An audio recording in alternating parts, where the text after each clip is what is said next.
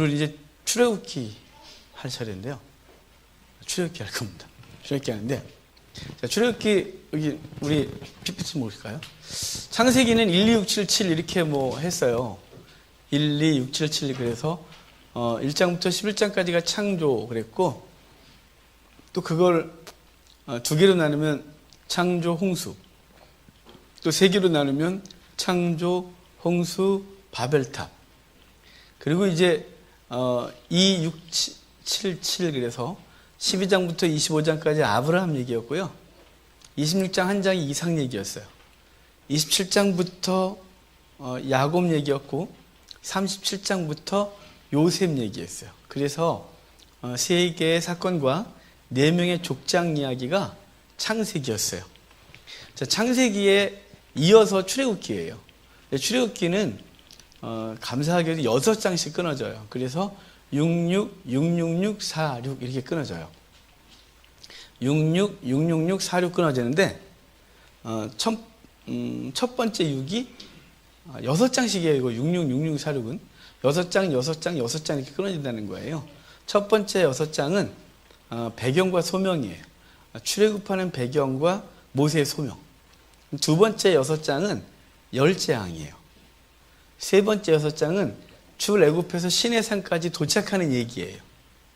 네 번째 6장부터가 시내산에서 벌어진 사건이죠. 그래서 시내산 도착해서 올라가서 율법 받고 성막 규례 받고 두돌판 사건이 있고 성막 봉헌하고 끝나는 게 출애굽기예요. 이 출애굽기의 시작은 그리고라는 히브리어 단어로 시작해요. 그러니까 창세기가 끝나고 그리고 1장이 연결되는 거예요. 그러니까 쭉 이어지는 얘기인 거예요. 창세기에서 출애굽기까지. 그러면 창세기 맨 마지막이 무슨 얘기가 있었는지 기억하시죠? 지난주 거니까. 맨 마지막이 요셉의 죽음으로 끝나요. 그래서 요셉이 죽는데 그가 기억시키죠. 하나님이 우리를 그 강한 손으로 이끌어내실 거다. 그럴 때 내 뼈를 가지고 나가서 새김에 묻으라고, 그러니까 내 뼈 가지고 나가라고 유언을 해요. 그리고 죽었고 시간이 한참 지나고 나서 출애굽기가 되는 거죠. 그런데 이 출애굽기를 시작하면서 그리고 그래놓고 무슨 얘기를 하냐면 야곱과 함께 각각 자기 가족을 데리고 애굽에 이른 이스라엘 아들들의 이름은 이러하니라 그래놓고 5절에 야곱의 허리에서 나온 사람이 모두 70명이요 요셉은 애굽에 있었더라 그러죠. 자, 지금 무엇부터 하냐면 그리고 야곱과 함께 애굽에 이르는 사람이 70명이었다.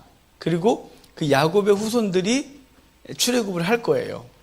자, 지금 이 장면은 어느 장면과 지금 살짝 같이 생각을 해야 되냐면 창세기 36장과 37장에 어떤 일이 있었냐면 창세기 36장에 에돔의 족보는 이러하니라 라고 하면서 에돔의 족보는 이러하니라 그래놓고 에돔 족속은 잘되고 잘됐다. 그 얘기가 이스라엘 백성이 출애굽해서 광야에 있을 때도 잘되고 있었다가 연결된다 그랬죠. 36장이. 그리고 37장에 시작을 하기를 야곱의 족보는 이러하니라. 그리고 요셉이 17살에 집에 있었고 꿈꾸고 노래 팔려오고 쭉 그러다가 다시 야곱 온 거예요. 이제 그러니까 그 앞에 부분에 보면 25장에 이삭의 아내 리브가의 뱃속에 쌍둥이가 잉태되고 그 두 아이가 싸울 때 이럴 때는 어떻게 해요? 그랬더니 큰 자가 작은 자를 섬기리라. 두 민족이 싸운다. 그렇게 말했잖아요. 그러니까 그러면서 쭉 왔고 36장에 에돔의 족보 그래놓고 에돔은 잘되고 있다. 37장에 야곱의 족보는 이러하니라. 그래놓고 노예를 끌려와서 살고 또 그 기근 때문에 그들이 다 애굽에 와갖고 살다가 400년간 종살이하고 그리고 출애굽기 시작하면서 그들이 이제 하나님 앞에 이제 구원받는 그곳에서 나오게 되는 얘기라는 거예요. 어디서부터 시작한 걸까요? 나오는 건 창세기 15장이요. 창세기 15장에 아브라함과 하나님이 횃불 언약을 하실 때 그를 잠재우시고 당신만 지나가고 꿈속에서 이렇게 말했죠. 너희 후손이 400년간 애굽에서 종살이하다가 종살이하고 내가 끄집어낼 거래요. 그 이유는 뭐냐면 가나안이 죄가 아직 꽉 차지 않았기 때문에. 그래서 가나안 사람들이 지어가 꽉 차면 그때 너희를 끄집어낼 거라는데 바로 그 아브라함이 약속한 것이 실현되어지는 날이 지금 여기 오늘 출애굽기 시작인 거예요. 그런데 70인 후손이 와갖고 7절 봅시다. 7절 어떻게 됐는지 7절 같이 읽어요. 이스라엘 자손은 생육하고 불어나 번성하고 매우 강하여 온 땅에 가득하게 되었더라. 자, 이게 얼마나 놀랍냐면 생육하고 번성하라 이렇게 한 명령이 있어요. 첫 번째 명령이 어디냐면 하나님이 사람을 창조하시고 그들에게 생육하고 번성해라 이렇게 명령하셨어요. 그런데 생육하고 번성하는데 죄를 졌어요. 하나님이 후회하시고 한탄하시고 인류를 멸하시고 노아와 그 후손들을 이 땅에 그 아들 셋 그리고 부인들까지 해서 8명이 제사장이 이제 발을 딛고 하나님 앞에 제사하고 나서 주님이 다시 명령한 게 뭐냐면 생육하고 번성하라예요. 그 다음에 여기 이제 야곱의 후손들을 말하기를 생육하고 번성했다예요. 자, 첫 인류를 만드시고 명령이 생육하고 번성하라예요. 그리고 그 첫 번째 인류를 죄로 물로 싹 쓸어버리고 그리고 다시 하나님이 인간 세계를 시작하시는 노아에게 똑같이 명령하기를 생육하고 번성하라 그랬어요. 그리고 세월이 지나다가 아브라함을 부르셔서 내 후손을 하늘의 별과 같이 바닷가의 모래와 같이 만들어주겠다 그랬어요. 그리고 좀 지나서 이삭을 통하여 그 일이 벌어지겠대요. 그리고 이삭에게 약속했고 야곱을 바다나라면서 부르실 때 그때 주님이 또 말씀하세요. 내가 너를 통하여 내 후손이 많게 하겠다고 하는 그 여호와다 라고 했어요. 계속 명령하고 그렇게 될 것이라고 했다가 자, 지금 이제 그 명령과 약속들이 오늘 출애굽기 1장에 성취가 된 얘기인 거예요. 그래서 생육하고 불어나 번성하고 매우 강하여 온 땅에 가득하게 되었더라.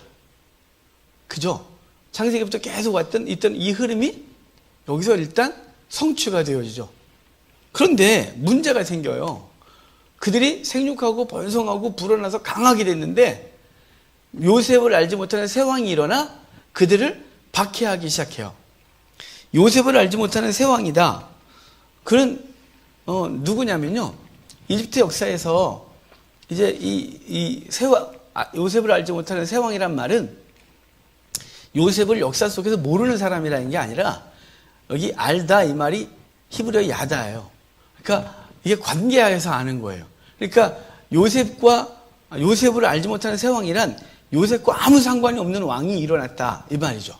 그럼 이게 역사적으로 어떻게 되냐면 우리 요셉 얘기하면서 우리 창세기 41장 바로의 꿈 얘기하면서 바로가 요셉에게 반지 주면서 네가 총리해. 그럴 때 역사 얘기 좀 했었어요. 그 역사 얘기할 때 힉소스 민족 얘기를 했는데요. 힉소스 민족이 나일강 삼각주를 다 점령했다 그랬죠. 나일강 삼각주예요. 나일강 삼각주, 이 변을 다 고대 이집트가 다 다스리고 있다가 힉소스족이 하이집트, 여기 상부를 상이집트라 그러나요?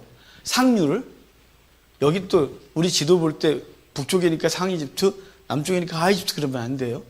나일강의 상류를 상이집트, 하류를 하이집트라 그러죠.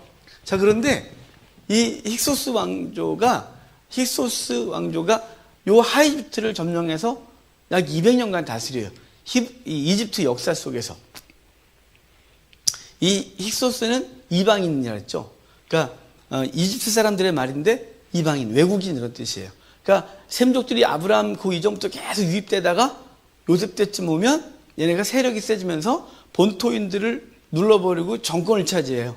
근데 이게 전체를 차지한 게 아니라 나일강 삼각주가 있는 이 하이집트의 수도가 멤피스고요. 상이집트의 수도가 테베예요. 나중에 우리 성경 얘기하고 막 그럴 때 이런 얘기들이 더 나오겠지만 하여간 그래요. 근데 이렇게 약 200년간 다스렸는데 요셉을 알지 못하는 새 왕이란 여기 본토 애들이 이 좋은 땅을 뺏기고 밑으로 이렇게 상류 쪽으로 밀려났다가 얘네가 힘을 다시 회복하고 힉소스 민족을 내쫓아요. 힉소스 민족을 내쫓고 전체 통일왕국을 만드는데 그 통일왕국을 만들었을 때 그 왕조를 요셉을 알지 못하는 새 왕이다 이렇게 말하는 거죠. 그 전은요. 그 전에 힉소스 왕조는 요셉과 상관이 있죠. 힉소스 왕조 초기에 요셉이 총리로 발탁되고 그 요셉의 그 어떤 영성과 지혜, 총명함 때문에 나라가 굳건해졌어요. 그리고 힉소스 왕조 200년간 아주 단단하게 나라를 이끌어 왔었기 때문에 그 요셉은 힉소스와 요셉은 굉장히 가까운 그리고 중요한 관계인 거죠. 그런데 본토 사람들이 힉소스를 내쫓고 나서 이들에게 있어서 더 이상 요셉은 관계가 없는 사람이 되고 힉소스가 쫓겨났는데 이들이 어디 쫓겨나냐면요. 이들이 자 생각해 보십시다. 이 힉소스 사람들이 자기 본토 셈족들인데 이렇게 유입됐어요. 나라도 민족도 다르고 그냥 셈족 계통의 사람들이 이 메소포타미아에서 밀린 사람들이 이 이집트로 난민으로 오랜 세월 동안 들어왔어요. 오랜 세월 동안 들어와 있다가 이 이집트 사람들이 그래서 다 쫓겨났는데 갈 데가 없죠. 우리 조상은 400년 전에 갈대 우르에서 왔어요. 우리 조상은 350년 전에 저희 바벨론에서 왔어요. 우리 조상은 450년 전에 아수르 쪽에서 왔죠. 이렇게 했다고 갈 수 있는 건 아니잖아요. 이미 자기네 나라가 아니에요. 그래서 갈 데가 없는 이들은 어디 모여 있냐면 이 시나이 반도 한쪽에 밀리고 이 가나안 땅 남쪽에 몰려 있었어요. 이들이 몰려 있으면서 얘네 어차피 갈 데 없고 다시 차지하고 싶은 땅은 이집트 땅이죠. 그래서 바깥에서 계속해서 이집트 정복을 꿈꾸고 계획하고 위협하고 있었단 말이에요. 그러니까 이집트 본토 왕조는 바깥에 있는 힉소스도 걱정이지만 그 힉소스 민족들이 히브리 민족과 함께 자기들을 괴롭혔던 족속들이잖아요. 히브리 민족 못 나가요. 얘는 쫓겨나고 히브리 민족은 아예 고센 땅에 딱 정착해서 살고 있다가 나가지 못하고 딱 버티고 있다가 지금 이집트 사람들에게 껄끄러운 존재가 된 거예요. 그래서 걔네 하는 말이 있어요. 자, 9절, 10절 봅시다. 같이 읽어요.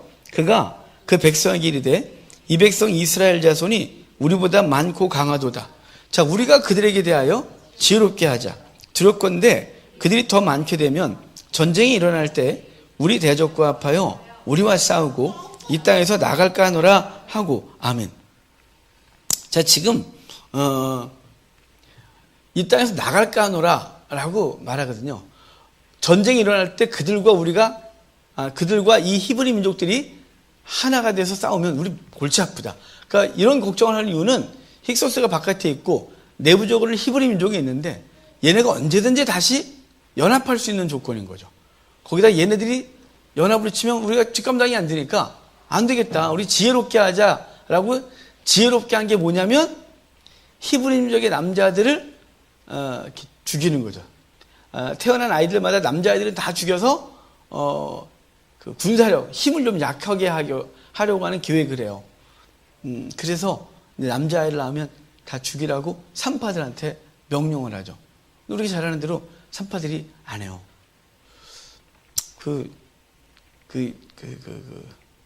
중동은 누워서 낳지 않는다 그랬죠. 앉아서 낳아요. 볼일 보시듯이 앉는데 약간 돌을 이렇게 올려놓고 아이를 밑에서 받아요. 그래서 이제 안 되면 이게 좀 높이가 좀 어설프면 바닥을 파서 거기서 이렇게 했어요. 그래서 이사야서에 보면 이스라엘을 이렇게 말해요. 너희를 퍼낸 웅덩이, 떠낸 반석에서 너희를 떠낸 반석, 너희를 퍼낸 웅덩이, 그러니까 너희를 건지는 웅덩이라는 표현이 이사야서 후반에 나오거든요. 그러니까 이 얘기는 뭘까요? 바로 그들이 태어난 자리들이 그렇다는 거예요. 그러니까 이 아이를 낳을 때 밑에서 봤다가 이렇게 하여간 뭐 알아서 죽여 뭐 이런 거겠죠. 근데 이 산파들이 여호와를 경외함으로 절대로 그 짓을 안 하고 잘 받아서 살려요. 왕한테 가서는 이렇게 표현하죠. 히브리 여인들이 힘이 좋아갖고 우리가 가기 전에 다 그냥 혼자서 알아서 낳고 그래서 우리가 가서 손쓸 게 없었다고. 근데 하나님께서 그 산파들에게 은혜를 베푸셔서 그 집에 복을 주셨다 이렇게 말하거든요. 여러분, 우리 하나님 앞에서 하나님의 세상이 우리를 위협해도 하나님 보시기에 뭐가 옳은지를 알았다면 우리 그대로 사는 우리가 되기를 바랍니다. 비록 당장 그것이 이들처럼 복을 받았다, 회복됐다 이런 건 없어도 때가 되면 하나님께서 그 놀라운 은혜들을 우리 가운데 허락하실 줄 믿고 믿음으로 우리의 삶들을 이렇게 결단하고 이렇게 살아갔으면 좋겠습니다. 하여간 그렇게 됐는데 이집트 왕이 안 되겠다 이거죠. 이건 계속 사내 아이들이 태어나니까. 그래서 아예 공포해요. 남자아이를 낳으면 스스로 죽이라고, 스스로. 참 당황스러운 명령이에요. 근데 이집트의 바로가 뭘 몰랐어요, 바보같이. 모성애의 강함을 몰랐어요. 아이를 낳고서 지가 이렇게 죽이래요. 알아서 죽이래요. 아니, 어떤 엄마가 아이를 낳고 눈을 깜빡거리고 응냥응냥 그러는데 걔를 이렇게 목을 졸라 죽이든지 그래요. 절대 안 하죠. 어마어마한 저항을 불러왔겠죠. 그래서 이 명령은 오래가지 못한 명령이에요. 그 증거는 출애굽을 할 때 이미 장정이 60만이나 있었다는 사실이에요. 40년 모세가 태어나서 80년 뒤의 사건이지만 어찌됐거나 그 남자만 60만이 있었다는 건 이게 남자아이를 그 사이에 다 죽였으면 80년 동안 죽였으면 없죠. 그러니까 이 사건은 이런 명령은 오래 갈 수 있는 명령이 아니죠. 엄청난 박해를 하고 압력을 가하고 그리고 죽이려고 했겠죠. 그리고 초기에는 스스로 죽이든지 또는 못 죽이면 군사들이 들어와고 애기 소리가 나면 들어와서 사내 아이인지 여자인지 구분해서 사내 아이면 죽여주고 정말 난리가 났겠죠. 자, 그런 상황에서 모세가 태어나는 거예요. 누가 이렇게 묻더라고요. 목사님, 아론은요? 아론 때는 아니었다고 보여줘요. 아론 때는 그 명령이 안 내려졌었고 모세 때 그런 명령이 있을 때 모세가 태어났다고 보여져요. 그리고 이거는 오래 갈 수 있는 명령이 절대로 아니에요. 모성애는 절대로 이거를 나 죽여지 애를 죽이면서 이럴 얼마는 없어요. 여러분, 우리 못해요. 아마 그런 시도를 하려거나 말이라도 하면 제가 만약에 이렇게 하면 다음 주부터 우리가 안 나올 수 있어요. 저런 인간이 다 있어? 어떻게 아이를 그렇게 우리가 말을. 우리는 절대 안 돼요. 여러분, 그러니까 이게 잠시 사건이지만 이 사건 때문에 놀라운 일이 벌어지죠. 우리가 잘 아는 대로 이제 모세가 태어났고 모세를 그 엄마 요게벳 누나 미리암이 3개월 됐을 때 이제 이 아이가 바깥으로 소리가 나는데 사내 아이 소리 안 내겠어요? 3개월, 100일 되면 이미 소리가 커요. 그래서 이 아이를 어떻게 할 수 없으니까 갈대 상자를 만들어 그 속에 아이를 넣고 역청을 다 칠했어요. 여기 역청이 하마르라 그랬죠. 이거 그냥 석유에서 나온 콜타르. 방주를 만들 때 역청은 코페르, 그래서 속전이라는 단어를 썼다 그랬고. 하여간 이걸 발라서 방수를 철저히 한 다음에 바로의 딸이 목욕하러 나오는 장소에 가서 우연히 띄었는데 우연히 본 게 아니라 갈대 사이에 미리 이렇게 껴놔서 얘 떠내려가면 안 돼요. 그래서 이렇게 놓고 바로의 딸이 보도록 해놓고 바로의 딸이 시녀를 시켜서 갖고 왔는데 이 아이를 보고 자기 아들로 입적을 하죠. 양자로. 사실 이 아이가 얼굴이 샘족이에요. 뻘겋죠. 이쪽 사람들은 함족이니까 검었고 거기다 이 아이가 태어났고 8일 만에 할례를 했기 때문에 히브리인 줄 누구나 다 알 수 있어요. 그럼에도 불구하고 자신의 아들로 받아들이는 일이 벌어졌는데 그 이유가 있다 그랬죠. 우리 지금 우리 수요반에 있는 분들은 다 저하고 몇 번 했기 때문에 제가 이게 신선한 맛이 없어요, 우리가. 좀 모르는 사람들이 앉아야 되는데 다 아는 사람들이 눈을 껌뻑거리고 있으니까 이걸 내가 해야 돼 말아야 돼 이런 고민이 많아지는. 그래서 또 합시다. 우리의 망각의 기억이 없어졌다는 사실을 인지하면서 그리고 전 또 해야 되는 일이니까 열심히 하겠습니다. 자, 볼까요? 이때 이집트 왕이 두트모세 1세가 있었는데요. 두트모세 1세가 아들을 낳아요. 아시죠? 2세. 두트모세 2세예요. 그리고 딸이 하세수트예요.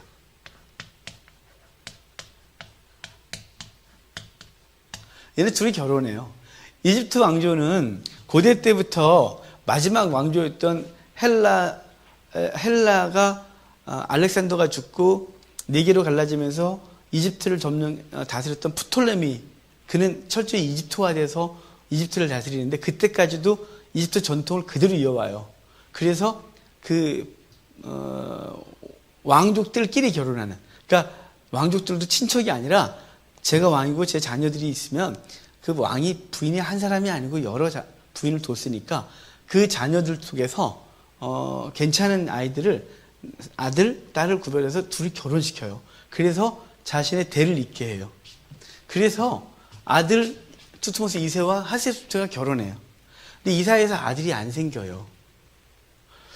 그러다가 이 친구가 이시스라고 하는 시녀와 잠자를 하고 아들을 낳는데 걔가 3세예요.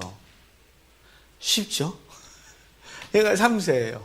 그래서 이 3세를 하세수트가 나름대로 또 이게 어찌됐거나 얘가 왕조를 이끌어가려니까. 그럼에도 불구하고 지 새끼가 아니잖아요. 그런 상황에서 모세가 하세수트의 양자로 들어가는 거예요. 이렇게. 그러다가 출애굽할 때는 3세가 아니라 얘 아들이 아멘호텝이라고 하는 왕이 때인데 얘 때 출애굽을 해요. 그러니까 지금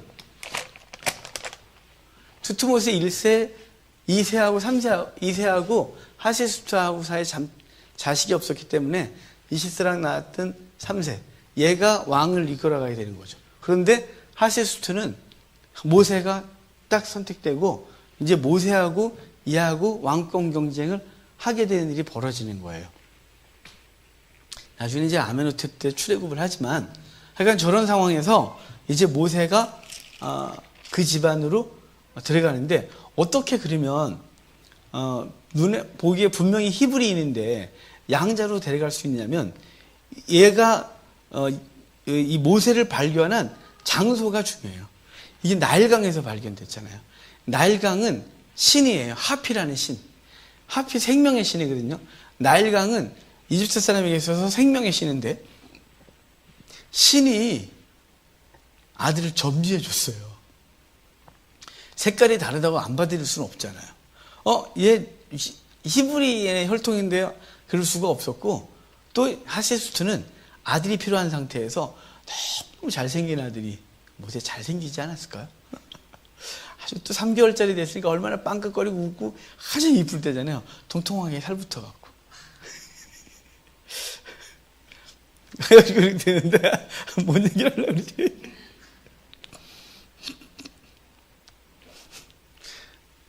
우리 은빛 됐을 거예요. 왜냐면 주은이 같았으면 바구니가 가라앉았을 거니까.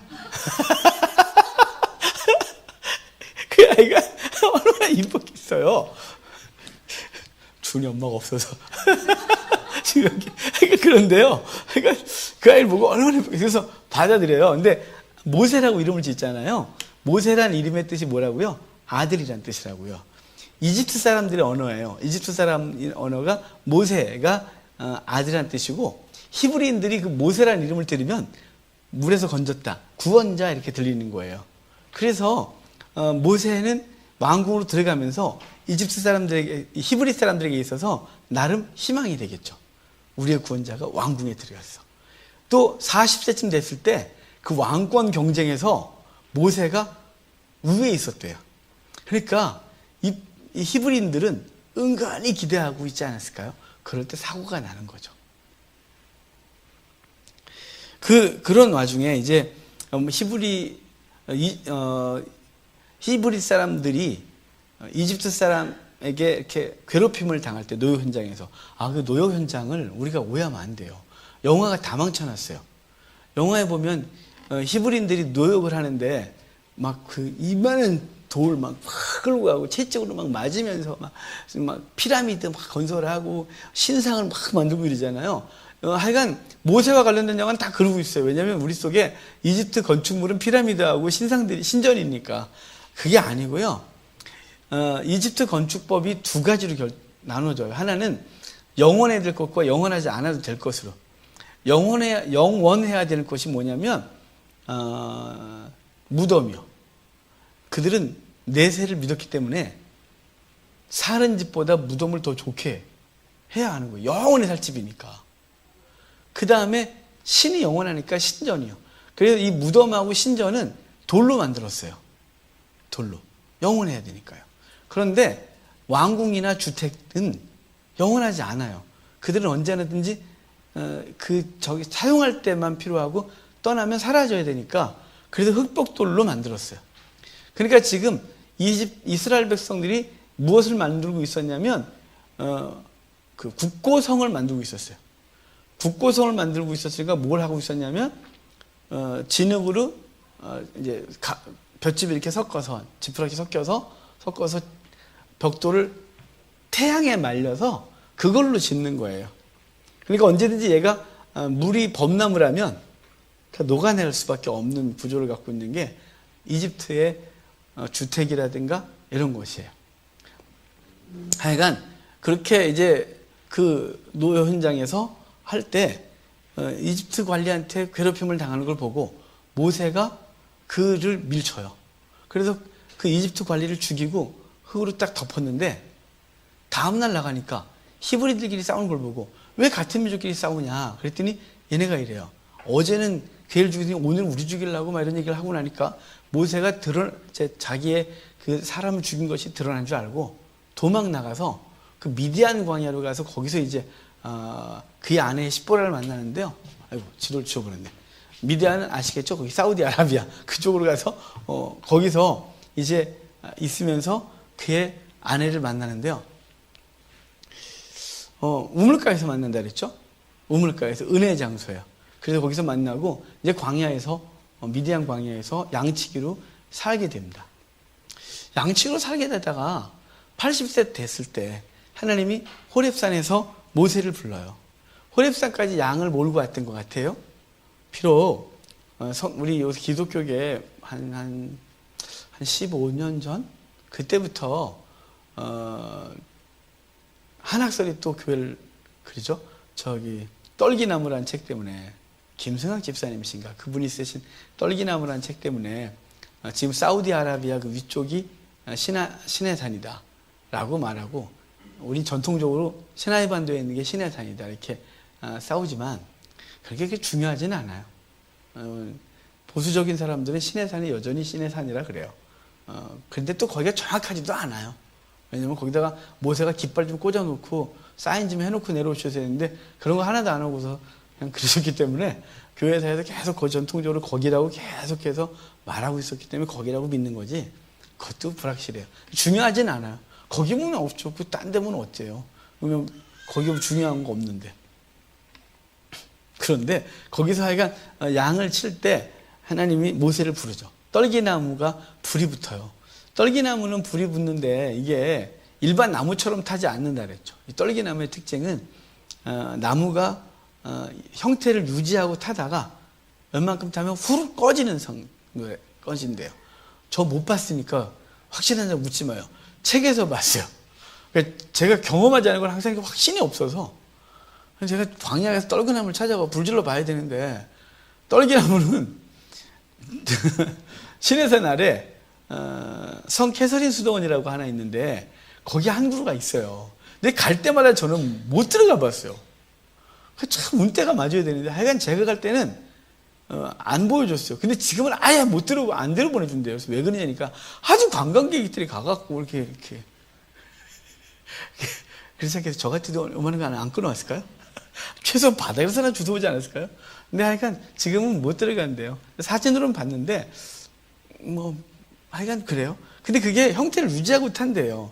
그러니까 광야에서 자주 그런 일이 벌어지는 거예요. 왜냐면 섭씨가 5, 60도가 되고 어마어마하게 뜨거운 데다가 습도는 되게 낮고 그래서 건조한 바람에 자기들끼리 마찰력 때문에 불이 종종 붙는 나무이기도 해요. 그러니까 모세가 불이 붙었으니까 그러려니 하는데 안 꺼지고 있으니까 모세가 다가가요. 그랬더니 그 나무 속에서 여호와께서 말씀하시기를 여긴 거룩한 땅이니 내 신을 벗어라 이렇게 말하거든요. 모세 발 되게 뜨거웠을걸요. 이런 것까지 궁금할 건 없는데 저는 항상 이제 성경을 읽을 때 그렇게 읽는다 그러죠. 성경을 전 책으로만 읽지 않아요. 저는 성경을 읽을 때 항상 상상을 하고 그 자리를 만들어 놓고 거기서 읽어요. 제가 그 주인공이 돼서. 해변가에서 여름에 뜨거운 해변가에서 슬리퍼 안 신고 모래 밟으면 발 뒤일 것 같잖아요. 유대 광야는 더 뜨거워요. 어마어마하게 뜨거운데 여기 시나이 반도 다 광야가. 근데 하나님이 발을 벗으래요. 신발을 벗으래요. 아마도 그날 해가 질 때쯤인지 아직 안 뜨거워졌는지 모르겠지만 신을 벗으래요. 그러면 이렇게 말씀하세요. 여긴 거룩한 땅이다. 여러분 왜 거기가 거룩할까요? 거기 어차피 그 주변 양들이 돌아다니면서 똥 싸놨고 별거 다 있는 곳인데 거기가 거룩하대요. 거기면 특별히 뭔가 구별된 걸까요? 전혀 아니에요. 거룩한 이유는요, 거기에 하나님이 계시기 때문에 그래요. 왜 여러분을 성도라고 하나요? 왜 저를 성도라고 하나요? 우리가 무슨 대단하다고. 오늘 여러분은 경건하게 사셨습니까? 아주 경건하고 훌륭하게 단 한 번도 승질을 안 내고 마음속으로도 누구든지 용서하고 사랑하고 그러셨다고 하는 것 같아요. 제 눈빛에 왜 자꾸 나를 죄인으로 만드는 거예요? 이런 표정이에요. 안 그런데 자꾸만 누가 그러더라고. 교회 갔더니 목사가 성도를 자꾸 죄인이라고 틀을 짜놓고 얘기를 한대요. 기분 되게 나쁘더래요, 자기는. 자꾸 우리를 교회만 가면 죄인이라고 말하고 아주 이렇게 프레임을 짜놓고 얘기를 하고 있대요. 그래서 교회를 안 나간대요. 그래서 내 속으로 진짜 죄인이야 너. 그런데 그렇게 말할 상대가 아니라서 네, 그래도 교회를 나가셔야지. 우리 죄인 맞긴 한데 말. 그래서 제가 얼버무리고 말았는데 하여간 그분이 그래요. 교회 갔더니 목사님이 자기를 매주마다 넌 죄인이라고 프레임을 짜놓고 그 다음에 자꾸 말을 하더래요. 기분 되게 나빴대요. 자기는 죄를 별로 안 짓는데 여러분 우리 죄 많아요. 오늘 우리 여러분이 어떤 생각을 하고 사시는지 저는 모르지만 우리 속에도 투덜거리거나 뭐 있지 않았을까요? 제가 오늘 운전을 좀 하긴 했는데 오늘은 좀 승질을 내본 적이 없어서 무슨 죄를 졌지? 그러니까 아니 그렇게 특별히 죄가 생각이 안 나요. 저는 경건하게 산 것 같은. 그런데 여러분 우리의 성도라고 한 건 우리가 깨끗해서가 아니고요. 저와 여러분 안에 주의 영이 성령 하나님의 영이 예수님의 영이 계시기 때문에 거룩할 성을 써서 성도의 거룩한 무리라고 해서 무리를 이렇게 구별하셨죠. 그 땅이 거룩한 건 그 떨기나무 자체가 거룩한 게 아니라 주님이 거기 계시기 때문에 여긴 거룩하다. 네 신 벗어. 근데 신을 왜 벗겼을까요? 발 뜨겁게. 이건 당시 노예가 신을 신지 않았기 때문에 인생의 주도권을 모세야 그동안 네가 주도권을 가지고 살았는데 이제는 신발 벗어. 내가 네 인생을 이끌 거야. 내가 너의 주인이 될 거야. 라고 했고 모세는 신을 벗은 거예요. 그때부터 이제 모세는 자기 인생이 자기 게 아니에요. 사실은 태어날 때부터 모세는 자기 인생이 아니었는데 자기가 주인인 줄 알고 살았던 거죠. 우리도 마찬가지예요. 우리는 내 인생의 주인이 자신이라고 생각해요. 그래서 나름대로 자기가 계획하고 살았다고 생각하지만 어느 순간에 하나님을 우리가 만나면서 우리 인생의 주인이 주님인 걸 인식하게 되는 거죠. 그리고 그것을 인정해야 해요. 그걸 인정하지 않으면 우리 인생이 참 아주 이상해지거든요. 여러분 주님께서 저와 여러분의 생을 이끄시고 주인인 걸 인정하시기를 바랍니다. 그래서 신발을 벗어요. 그랬더니 하나님께서 이제 그에게 말씀하시기를 너는 애굽에 가서 내 백성을 건져내래요. 모세가 가고 싶지 않은 거죠. 거기서 살인하고 도망 나왔는데 거길 다시 가요. 그리고 이미 모세는 여기서 말하자면 자기 입이 둔하대요.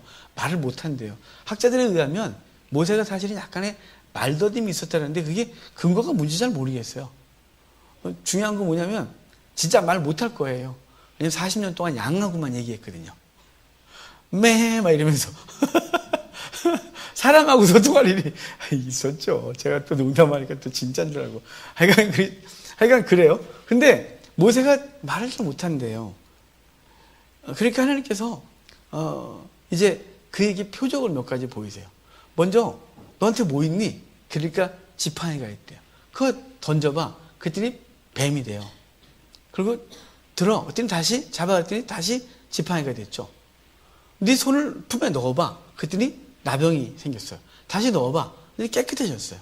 자, 이런 걸 통해서 하나님은 모세에게 지금 모세가 가서 해야 될 일과 그리고 어떤 대우를 받을지를 이 두 가지 표적을 갖고 말해주고 있는 거예요. 자, 이 두 가지 표적이 구체적으로 뭐냐면, 자, 지팡이를 던졌더니 뱀이 됐어요. 그랬더니 거기 보면 모세가 뒤로 물러났더니 너무 놀래갖고 그 뱀이 코브라 거라고 추측하거든요. 여러분, 왜 그 뱀을 보여줬냐면 그 뱀은 바로를 의미해요. 여러분, 그 이집트의 왕을 영화에서 이렇게 보시면서 그냥 보셨나요? 아니면 좀 관심을 그럼 가지셨나요? 이집트 왕은 꼭 짧은 원피스 치마 하나를 입으세요. 원피스를 하나 입으시고, 그리고 황금 체인을 쫙 걸고, 그리고 여기 풍뎅이를 하나 딱 갖고 있어요. 이 풍뎅이가 태양신을 상징하는 거예요. 풍뎅이를 딱 갖고 있고, 그리고 여기 이렇게 딱 이렇게 있는데, 여기에 코브라가 딱 이렇게 있어요. 그러니까 이 코브라는 그의 왕권을, 그리고 여기 있는 건 그의 신인 태양신 풍뎅이를 딱 품에 품고, 그리고 호를 딱 들고 있죠. 이게 이집트 왕의 모습이에요. 자, 지금 뱀을 보여준 건 이 모세가 바로에 대한 두려움을 갖고 있었어요. 그래서 여기까지 피해서 살고 있었고, 돌아가지도 못하고 여기 40년 동안 양만 치면서 거의 숨어 살다시피 하는 게 모세의 삶이었는데, 근데 지금 하나님께서 모세에게 그 바로를 만나 바로에게 내 백성을 건져내라고 하는 거예요. 바로로부터. 얼마나 무서웠겠어요. 그래서 지팡이 던져버렸더니 뱀이 딱 되니까 그 뱀이 됐을 때 모세가 바로에 대한 두려움, 그것을 표현하고 있는 거죠. 얼른 물러서요. 그런데 하나님이 이제는 지팡이를 집으래요. 뱀을. 여러분, 뱀을 잡는다는 건 뱀을 제어할 힘이 있거나 그런 자신감이 있지 않으면 뱀을 절대로 안 잡아요. 여러분들은 뱀을 잡아본 일이 없을 거라고 저는 믿고, 넌 있냐? 우리 어릴 때 뱀 갖고 놀았어요. 촌놈들은 그냥 들판에 나가고 집에 딱 나가면 논바닥에 있는데, 그때부터 뱀을 보니까, 그럼 뱀은 장난감이에요. 근데 지금은 싫어요. 어릴 때 개구리, 뱀 많이 갖고 놀았는데 어른이 되니까 개구리 피부도 징그럽고 뱀은 때려 죽이기만 하지 잡아본 적 없어요. 어릴 때는 그거 갖고 놀고 이렇게 여학생들 도시락에 넣어놓고, 선생님한테 우리 반 진짜 혼났잖아요. 우리 학교 옆에 논바닥에 있었는데 쉬는 시간에 뱀이 나왔어요. 잡았어요. 이렇게 죽였죠. 살면 큰일 나죠. 죽여갖고 여학생 도시락을 먼저 다 까먹은 다음에 거기다가 딱 넣고 싹 넣어놨어요. 근데 우리는 기대하고 있는 거예요. 점심시간을. 밥 생각을 안 하고 그 여학생이 놀랄 생각을 하면서 막 했는데 갑자기 그 애가 도시락 그리고 난리 났어요. 선생님한테 이러고 그래서 우리 남학생 다 죽었어요. 그날. 그러니까 여러분, 뱀을 잡으려면 뱀을 제어할 능력이 자기에게 있어야 되는 거예요. 능력이 없으면 도망가야죠. 자, 지금 모세에게 뱀을 집어, 이 말은, 자, 두려워하지 마. 너가 두려워 떨고 있었지만 그걸 네가 자신감 있게 잡아봐. 어떻게 되나. 그래서 뱀을 딱 집었더니 다시 마른 막대기가 되는 거예요. 마른 막대기가. 자, 지금 무슨 얘기냐면 바로 두려워하지 마. 그놈 아무것도 아니야. 네가 그놈한테 가서 요구하고 그걸 이렇게 제어하라, 이 말이죠. 그게 첫 번째 이 표적이 말하는 거예요. 그 다음에 손을 넣어보래요. 그랬더니 나병이 걸리고 넣어보래요. 깨끗해졌어요. 이 두 번째는 뭐냐면 네가 그들에게 갔을 때 어떤 대우를 받을지를 말해주는 거예요. 맨 처음에 백성들한테 갔더니 구세주 갔다고 좋아했는데 바로한테 딱 나가서 내 백성 내놔 그랬더니 바로가 이래요. 살만하구나. 네 대체 뭔데? 이러면서 정말 문둥병 취급해요. 뭐 두려워하지도 않고 당황스럽고 아주 무시하죠. 백성한테 나왔더니 백성들이 그러잖아요. 집을 안 주고, 그러니까 풀을 안 주고 똑같이 수량을 만들려고 하니까 백성들이 원망을 하면서, 모세가 맨 처음에 왔을 땐 구세주가 왔다고 그랬다가 나중에 언제 우리가 너희를 불렀냐고 하면서 난리가 나서 바로에게도 이집트 사람에게도 히브리인들에게도 모세는 문둥병자 같은 존재가 되는 거예요. 그래서 하나님 앞에 무릎 꿇고 기도하고 하나님 다시 소명 주시고, 그래서 10장을 통하여 구원해내면서 바로에게도 이집트 사람들에게도 그리고 히브리 민족에게도 그는 정결케 된 권능의 손이 그에게 있음을 표현해주고 있는 거죠. 그러니까 이 두 가지의 표적은 그냥 기적을 보여주는 게 아니라 지금 모세의 두려움에 대해서 그 지팡이를 던져 뱀이 되는 것으로 해결해 주셨고, 모세가 이제 가면 그 대우 받을 것에 대해서 말해주고, 맨 처음엔 네가 나병한 자처럼 대우를 받지만 어느 시간이 지나고 나면 모두에게 존중받고 거룩한 이 히브리 민족의 신적 존재가 되거든요. 그래서 출애굽기 32장에 모세가 산에 올라갔을 때 그 백성들이 모세가 보이지 않는다고 난리가 났고, 우리를 인도할 신을 만들라고 모세를 아주 신의 위치에 올려놓는 놀라운 일이 벌어져요. 그러니까 그 두 번째 나병의 사건은 그걸 의미하고 있는 거죠. 그래서 모세가 알아듣고 그리고 이제 가게 되는데, 하나님이 모세를 위하여 아론을 미리 예비하셨어요. 여러분, 하나님께서 우리에게 일을 시키거나 인생에 내가 원치 않는 삶을 허락하실 때 두려워하지 마십시오. 주님께서 동력자를 붙이세요. 동력자를 붙여서 그 일을 감당하게 하시면 믿고, 사명이든 이게 교회에서 주어진 사명이건 내 삶에 주어진 사명이건, 삶에 주어진 사명이 뭐예요? 이렇게 또 묻지 마요. 여러분은 이미 사명 감당하고 있는 거니까. 내 삶의 자리, 그게 사명이에요. 그 자리에 주님이 돕는 자가 있어요. 돕는 자를 붙이고 우리를 결코 혼자 내버려 두지 않고 돕고 힘을 주실 걸 믿고 그분 앞에서 우리의 사명들을 넉넉히 감당했으면 좋겠어요. 그러고 나서 가는데, 이제 순종하여 가는데 갑자기 천사가 나타나서 칼을 들고 죽이려고 그러잖아요. 그래서 갑자기 시보라가 아무 말도 없었는데 아들의 하체를 벗겨 표피를 벗기고 모세의 발 앞에 던지면서 이는 내 피난편입니다. 그러고서 집으로 돌아갔어요. 아이들 데리고. 왜 그랬을까요? 시보라가 아들의 할례를 막았겠죠. 처가살이 하는데 모세 마음대로 했겠어요? 맨날 이랬을 거예요. 저기 자기야, 아들 낳잖아. 우리 할례 행해야 돼. 우리 8일 만에 안 하면 끊어지는데. 그랬더니 시보라가 그랬겠죠. 뭔 소리야! 어제 할례를 죽어야되다가 그래갖고 못했어요. 근데 사명 감당하러 가야 되는데 모세가 또 그랬겠죠? 중얼거리면서 궁시렁거리면서 안 되는데, 잘못하면 죽는데 우리 할례 안 받으면 하나님이 싫어하는데, 그러면서 갔겠죠? 그 시보라가 따라가다가 아우 저 궁시렁거리고 늙어가고 저가 노인네 저거 80살 80이 아우 저 노인네 저거 아주 막 그랬는데, 갑자기 사자는 죽이려고 그러니까 갑자기 정신 번뜩 들고 아들의 하체를 벗겨 표피를 벗겨서 모세에게 던지면서 이는 내 피난편 그러는데, 이게 우리 성경은 아주 이쁘게 표현했지만 이거예요. 표피를 모세에게 팍 던지면서 너 때문에 내 새끼 피를 냈다고, 네 때문에 우리 새끼 피를 냈다고 하면서 피가 질질 흐르는 그 아들을 데리고 집으로 갔어요. 그리고 나중에 18장에 가면 이제 시내산에 데리고 와요. 그러니까 그리고 돌아가고 모세가 이제 애굽으로 가서 그 백성들을 건져내게 되죠. 5장에 가보면 4장까지 한 거예요. 5장에 가면 그 백성들이 되게 좋아요. 그리고 바로한테 나가서 내 백성 내놔 그러니까 바로가 살만하구나 이래갖고 아까 말한 대로 짚을 주지 않고 이전과 동일한 수량을 만들려고 하는 걸 명령하고, 그걸 들은 백성들이 모세를 원망하죠. 이게 참 어리석어요. 우리가 무슨 얘기냐면요, 여러분 기도하죠. 회복을 기도하잖아요. 안 하는 사람 있나요? 어떤 삶의 문제에 대해서 기대하죠. 기도하고. 그런데요, 이거죠. 하나님은 그 기도를 들으시고 그래놓고 이제 그 회복으로 뭔가를 움직이면 혼란한 일이 벌어져요. 아주 혼란스러운 일이 벌어지죠. 그러면 이래요, 우리가. 이게 아니지. 왜냐면 우리는 이걸로 해냈거든요. 주여, 예를 들어, 나 저 자리를 가고 싶어요. 그러면 여기서 일어나서 걸어가는 거 말고, 그래요? 알았어. 그래서 해서 저기 딱 앉혀주길 바라는데, 하나님이, 그래? 그럼 움직이자야. 그래 놓고, 여기서 저길 가지 못했던 상황이 있잖아요, 여기.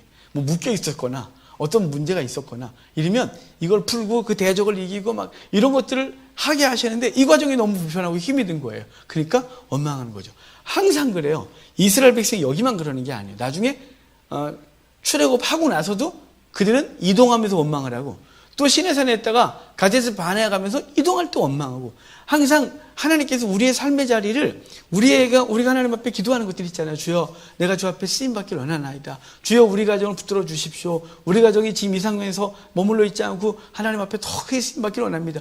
그랬잖아요. 그러면 쓰임 받게 하기 위하여 뭔가 해야겠죠.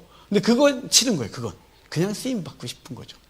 제가 그래서 후배들한테 이런 얘기예요. 하나님 앞에 기도할 때 쭉 위대한 종이 되길 원하나이다. 막 그러면 제가 그런 기도 함부로 하지 마. 왜 그러냐? 제가 위대한 종이 되려면 위대한 훈련을 받아야 돼. 위대한 종이 되려면 아주 고통스러운 훈련을 받아야 돼. 그냥 되는 게 아니야. 이러는 거죠. 여러분, 특수부대원이 되려면 특수훈련을 받아야 돼요. 그냥 군대 가서 앉아있다가 PX 병대에서 나오면 그냥 PX 계산만 하면 되고요. 내가 북한에 들어가서 내가 저 김정은이 목을 따오겠나이다 그러면 목을 따는 훈련 해야죠. 막 날라다니는 훈련. 그죠? 자, 일반적인 그런데 우리 신앙은요, 하나님께서 그런다니까요. 여러분, 그러니까 하나님 앞에서 지금 모세가 이제 딱 갔을 때 백성들이 그동안 기도했어요. 여기 우리 앞에 1장에 그 얘기 안 보고 왔는데, 그 백성들이 하나님 앞에 살려달라고 기도했더니 하나님 그들을 권념하셨대요. 그 기도를 들으시고 그 생각하사 모세를 태어나게 하고 모세를 보내시는 거예요.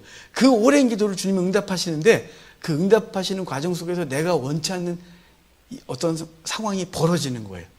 그럴 때 넘어지지 말고 이렇게 하셔야 돼요. 제가 하는 방식으로요.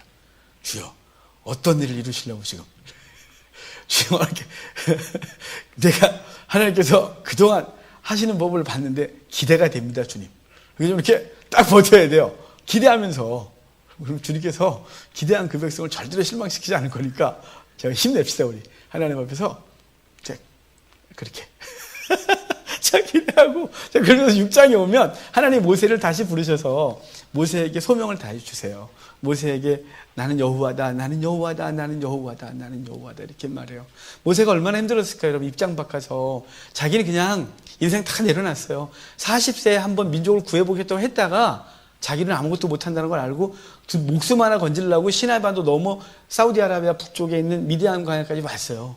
거기서 그냥 처가살이 하면서 양치고 그냥 굶지 않는 것으로 족하고, 본토 자기 엄마 누나 형 있는 거 다 알면서도 아버지 보고 싶어도 못 가고 그냥 거기서 그냥 살다 죽는 게 내 인생이라고 생각하고 살았는데, 하나님이 갑자기 저를 불러갖고 왔어요. 오고 싶지 않다는데 그냥 굳이 불렀어요. 근데 결과가 뭐냐면 엉망인 거예요.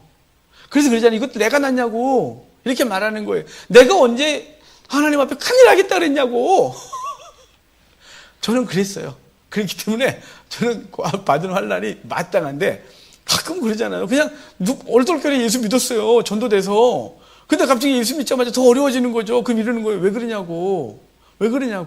모세가 그래요. 내가 저것들을 낳았냐고. 왜 나한테 이러냐고. 그랬더니 하나님이 다시 모세를 여러 가지 얘기를 하는데, 그때 계속 반복된 얘기가 뭐냐면, 나는 여호와야, 나는 여호와야, 나는 여호와야, 나는 여호와야, 이렇게 계속 말해서 모세를 다시 격려하고, 그리고 힘을 줘서 이제 7장부터 가서 이제 바로에 가서 놀라운 일을 벌일 거예요.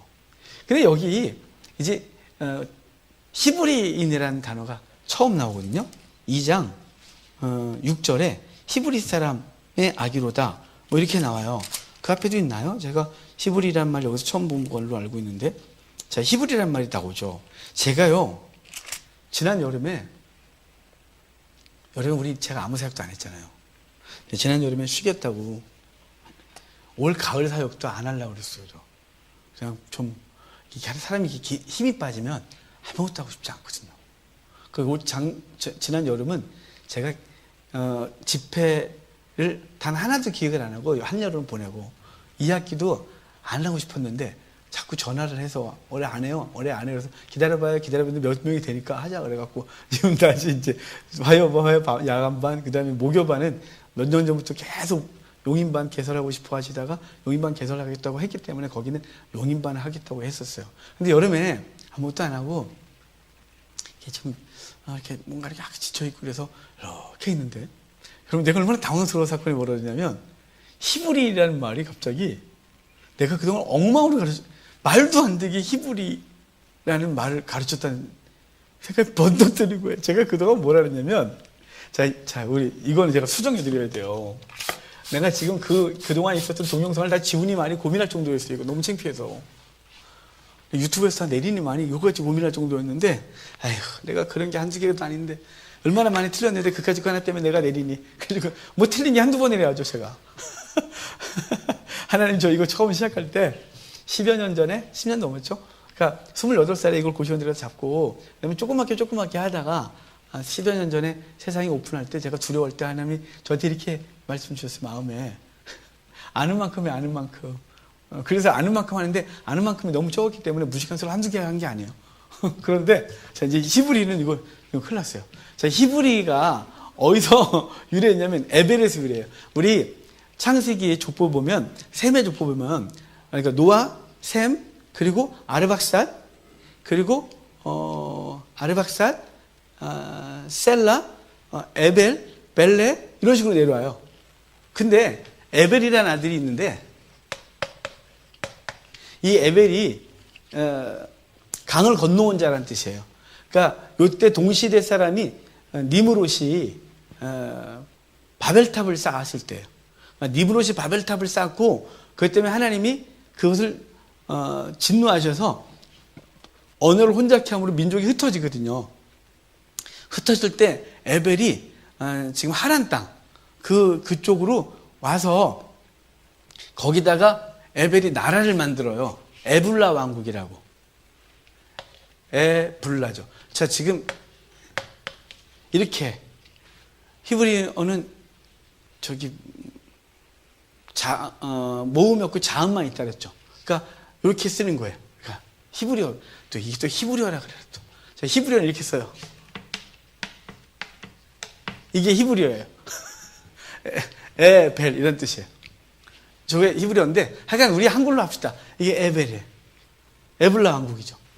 근데 그들이 이제 거기서 점점 에불라 왕국이 한 200년간 있다 사라져요. 역사 속에서. 그리고 그 후손들이 거기 정착해 살다가 하나님이 아브라함을 거기서 부르시는 거예요. 그래서 본토 친척 아비집을 떠나 이렇게 된다 그랬죠. 그들이 쭉 내려와서 어디를 가냐면 이집트로 들어가게 돼요. 이집트 들어갔다가 이제 그들을 출애굽시킬 때 그 전까지는 이스라엘 그러다가 출애굽시킬 때 그때 와서 갑자기 히브리라는 단어가 나와요. 히브리 그러는데요. 제가 이거를 얼마나 웃기게 말했냐면 정말 나는 상상할 수가 없어요. 난 왜 그랬는지. 정말 창피해 죽겠어요, 그거. 여러분, 헬라어에 강경점이라고 있어요. 그러니까 이응에다가 쉼표 같은 걸 거꾸로 딱 찍으면 이게 강조가 돼요. 그래서 이게 히읗이 된단 말이에요. 헬라어에, 이거 지금 히브리어예요. 근데 제가 히브리를 말하면서 어떻게 내가 헬라어에 강경점을 저기다 붙였지? 이걸 내가 몇 년 동안 이랬어요, 내가. 정말 이게 너무 창피해갖고 누워있다가 번뜩 생각이 나는 거예요, 저게. 왜 그동안 저거 생각이 하나도 안 났는지. 그리고 저한테 강의 들은 사람들이 왜 알면서도 그냥 있었던 것 같아요. 지적하기 민망할까봐. 말씀해 주셨어야지. 전 이게 얼마나, 이것 때문에요. 며칠을 고민했어요. 유튜브 다 내리려고. 어디에 이게 들어간지 알 수가 없는 거예요. 제가 분명히 몇 번 강의를 했기 때문에 이거 유튜브 어딘가에 이거 있어요. 제발 유튜브 보시는 분들 제가 이거 너무 창피해, 이거 뭐 정말 지금도 어디 들어가고 싶은데 제가 일부러 그런 게 아니고요. 헬라와 히브리어가 잠시 헷갈려서. 그런데 이게 한 번 딱 고정되니까 계속 그 짓을 한 거예요. 제가 헬라와 히브리어 그래도 90점 이상 맞은 사람입니다, 제가. 여전히 헬라와 히브리어를 계속 보고 있고. 근데 내가 여기다 붙였는지 난 내가 이해가 안 돼요, 지금도. 어쩌다 이게 왔는지. 이게 그래서 내가 다시 봤어요. 근데 내가 다시, 이거 정리 다시 해드려야 돼요. 그게 아니고 이제 히브리어가 이렇게 생겼어요. 이게 에벨이에요. 얘는 발음이 없어요. 얘는 발음이 묵음 없어요, 원래. 뭐 이응도 아니고 아무것도 아닌 거예요, 얘. 그냥 근데 편의상 이응이라고 써요, 이거 이응. 얘가 두 번째 알파벳이에요. 알레베트 그래서 두 번째인데 얘가 비읍이에요. 우리를 하면 이게 레시 그래서 리을이에요, 이게 이렇게 되는데 여기요 원래 이게 히브리어 모음이에요. 모음이 되게 웃겨요. 장모마, 단모마, 장모매, 단모매, 이, 오, 뭐 이렇게 오 이렇게 이게 히브리어예요. 근데 왜 이렇게 된 줄 알아요? 원래 히브리어는 모음이 없다 그랬죠. 근데 세월이 지나면서 자 이제 박 집사님이 히브리어를 만약에 이제 저거를 에벨로 읽었어요. 근데 한 50년 지났는데 누구한테 안 알려준 거예요. 그러다가 순기가 우리 엄마 일기에 있는데 이걸 에벨로 읽어야 뭘 읽어야 돼? 이놈이 아벨 이렇게 읽었어요. 그래서 그다음부터 이게 아벨 되는 거죠. 그러니까 모음이 시간이 지나면 대체 어떻게 될지 헷갈리니까 그다음부터 히브리어에 모음을 찍기 시작했는데 그냥 이미 기본 글이 있는데 거기다가 모음을 만들어야 되겠으니까 우리처럼 우, 에, 왜 막 쓰면 정신이 하나도 없잖아요. 그래서 그냥 기본 모음이 쭉 했다가 거기다가 점을 몇 개를 찍음으로 이 모음을 표시했어요. 그러다 보니까 히브리 모음이 이렇게 묘하게 생겼죠. 그 저만의 잘못이면 큰일 나는 거예요. 갑자기 이상한 발음이 되는 거죠. 이렇게 생겼어요. 원래 에벨이. 근데 거기에 히브리어에 이렇게 앞에 요 놈이 붙어요. 요게 영어 더예요. 더. 이거 하인데 이게 하 이렇게 붙어요. 근데 이게 얘가 붙으면 다 발음이 바뀌거든요. 중요한 건 이, 부, 림 이렇게 되는데요. 이거 정신이 없죠. 뭐야, 이 그림 같은 글씨를. 오죽하면 히브리어는 뭐라 그러냐면, 누가 히브리어는 그 지렁이를 책으로 넣고 밟은 것 같대요. 그러니까 히브리어는, 뭐 저렇게 생겼어. 그런데, 여러분, 히브리어는 이거 양반이에요. 제가, 이제 아람어도 배우겠다고 한국 성서공회에서 아람어 강좌가 있어서 제가 아람어 강좌 들어갔잖아요. 교재 다 사고 내 의욕을 갖고 배우려 해서 몇 번 강의 듣다가 이거 안 해. 그랬어요. 왜냐면 알파벳들이 힘든데다가 이게 단어가 붙을 때마다 형태가 달라져요. 그러니까 알파벳이 뭐 예를 들어 A하고 B가 붙으면 우리 그냥 A하고 B 그잖아요. 알파벳도 얘는 바뀌지 않아요. 생긴 게. 얘는 생긴 게 바뀌어져요. 내가 우와 안 해. 그래가지고 그 책을 다 사놓고 포기했어요. 아람어 옛날 고대 아람어가 히브리어의 원래 뭐라 그러지 모체예요. 모체. 그러니까 고대 중동 언어는 다 아람어에서 시작을 해서 이 골치 아파요. 아랍어가 그래도 아람어에 많이 비슷해요. 걔네도 알파벳하고 붙을 때 글씨가 달라져요. 내가 걔네는 힘들어요. 근데 그러니까 중요한 게 뭐냐면 자 이게 우리로 할게요. 이게 이렇게 읽어져요. 하, 이, 부, 림. 오늘 이 히브리 사람들 그럴 때 복수거든요. 여기 임이 붙으면. 근데 하이브림 그러는데요. 이게 이걸 왜 히브리라고 부르냐면 얘가 발음 기호가 없다 그랬죠. 얘가. 근데 하이브리 골치 아프죠. 그래서 하하고 이하고 붙여버렸어요. 어느 순간부터. 그래서 이게 없고 얘가 요자를 차지해 이렇게 이브리잖아요. 히브리가 된 거 그냥 여기 원래 음가가 없는 애니까 여기 히읗 발음을 여기 붙여버려서 히브리 된 거예요. 제가 이거 다시 찾느라고 머리 터져 죽은 줄 알았어요. 내가 왜 저 생각을 못하고 어쩌다가 제가 저거 강경점 저것도 들은 거거든요. 그러니까 엉뚱한 소리를 들으면 저한테 저거 듣고 지금 하신 분들 많을 건데 제발 수정하세요. 정말 저거는 올 여름에 누워있다가 번뜩 생각나는 바람에 막 소름 끼쳐갖고 대체 어떻게 하면 좋을까 싶고 저걸 어떻게 수습이 안 되니까 그렇다고 저한테 배운 분들은 다 일일이 전화해서 그 다음에 유튜브 누가 봤는지도 모르겠는데 거기다 대고 유튜브마다 거기다 다 밑에다가 글을 쓰면서 뭐 이렇게 할 수도 없어서 하여간 내가 오늘은 여기 왔으니까 이거 정의해야 돼. 강경점 아니고요. 그러니까 이걸 그냥 우리 뜻으로 하면 하가 그자라 했잖아요. 그 에벨 사람들 이런 뜻이에요. 그 강을 건너온 사람들. 근데 그게 이렇게 묘하게 바뀌면서 히브리 이렇게 된 거예요. 저것도 사실은 저거 막 히브리인데 근거가 없는 거예요, 이게. 왜 근거가 없는지 모르겠어요. 제가 저렇게 하고 교수님 찾아가고 막 그랬어요. 내가 이거 왜 자료가 없냐고. 왜 히브리라고 있냐, 이거. 내가 생각하기에 여기 아인이, 저 앞에 니가 아인이거든요.